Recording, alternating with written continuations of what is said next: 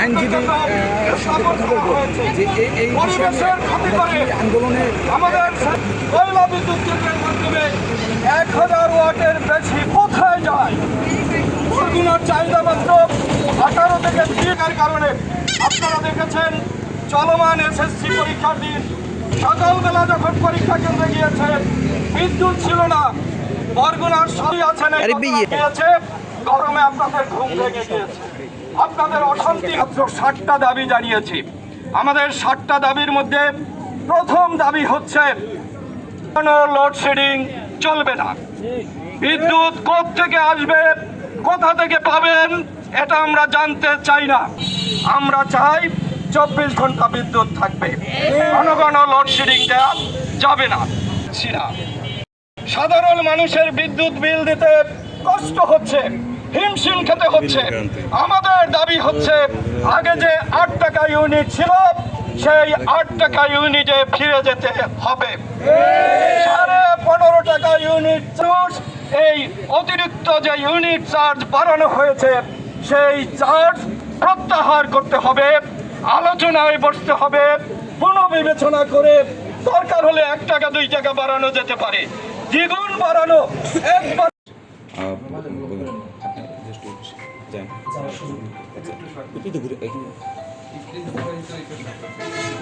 যান একটু ভাই, একটু যান। লিখে দিচ্ছি। একই সাথে একই স্মারকলিপি আমরা প্রধানমন্ত্রী, মাননীয় এমপি, জেলা প্রশাসক এবং পুলিশ সুপারকে আমরা দেব। বিভিন্ন গোয়েন্দা বিভাগকেও আমরা স্মারকলিপি। নাগরিকরা এই বিদ্যুৎ বিভাগের উপরে আমরা খুশি থাকব।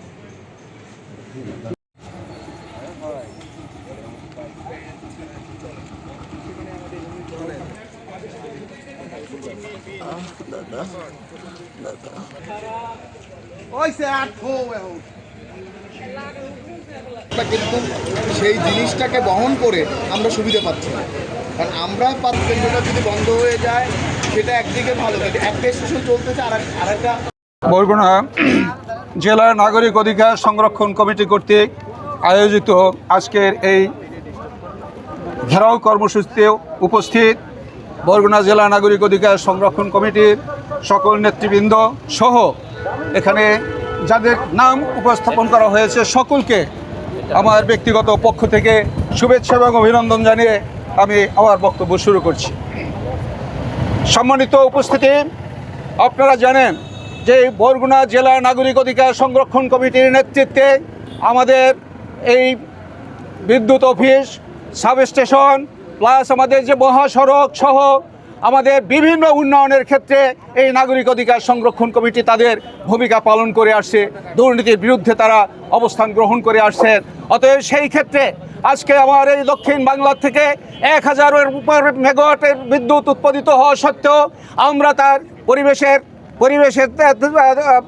পরিবেশ বিপর্যয়ের করা সত্ত্বেও আমরা এই বিদ্যুতের মাত্র 30 মেগাওয়াট বিদ্যুৎ পাওয়া থেকে আমরা বঞ্চিত, সেখানে মাত্র 12 মেগাওয়াট বিদ্যুৎও আমরা পাচ্ছি না।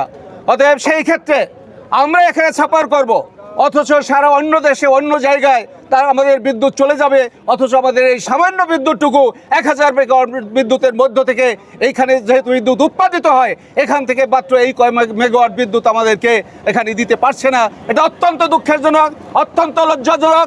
অতএব আমাদের দাবি হলো এই আমাদের যে বরগুনা জেলাতে যতটুকু বিদ্যুৎ প্রয়োজন সেই বিদ্যুৎ এখানে দিয়ে তারপর তারা অন্যত্র বিদ্যুৎ নিয়ে যাক, আমাদের কোনো আপত্তি নাই।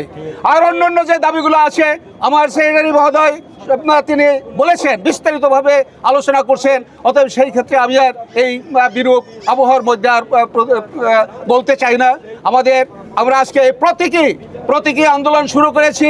আমাদের বরগুনা জেলার নাগরিকদের অধিকার আদায়ের জন্য আমাদের যতটুকু যেতে হয় আমরা এই দেশের জনগণকে নিয়ে, বরগুনাবাসীকে নিয়ে আমাদের দাবি আদায় করে ছাড়বো ইনশাল্লাহ। আমাদের পূরণ হয় আগামী 7 দিন আমরা দেখব। 7 দিন পরে আমরা বৃহত্তর কর্মসূচি দেব। দরকার হয় আমরা অফিসগুলোতে তালা মেরে বন্ধ করে দেব। তারপরেও আমরা বরগুনার দাবি আমরা আদায় করে ছাড়বো ইনশাল্লাহ।